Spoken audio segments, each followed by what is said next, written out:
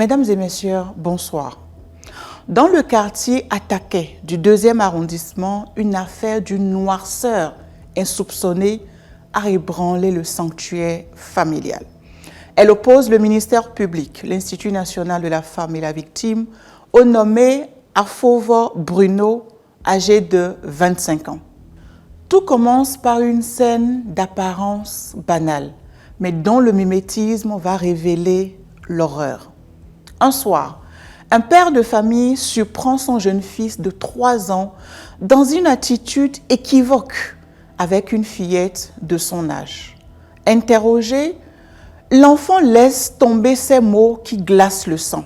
« C'est ma sœur aînée qui m'a appris ces gestes. » Stupéfait, le père confronte sa fille, aujourd'hui âgée de 10 ans. Sous le poids de l'indignation paternelle, le silence se rompt. La petite raconte alors sa mésaventure vécue 3 ans plus tôt, alors qu'elle résidait chez sa mère à Attaqué. Elle a été le jouet sexuel du nommé Afovo Bruno. Les examens cliniques sont sans appel. Le certificat médical révèle que l'enfant a subi des viols répétés, marquant son corps de cicatrices invisibles, mais indélébiles. Poursuivi pour atteinte sexuelle sur mineur de moins de 13 ans, Afovo Bruno a persisté dans le déni.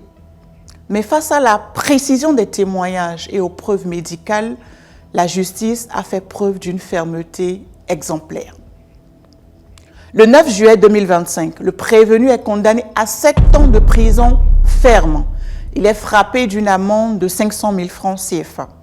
La Cour lui impose de verser 500 000 francs de dommages et intérêts à la victime, ainsi que le franc symbolique à l'Institut national de la femme. Insatisfait, le condamné interjette appel. Cependant, le 21 janvier 2026, la Cour d'appel a confirmé la décision initiale dans toutes ses dispositions. Que retenir? Soyons à l'écoute des signaux faibles et des jeux de nos enfants, car très souvent, ces jeux sont le miroir des réalités qu'ils n'ont pas les mots pour nommer. Bonsoir chez vous.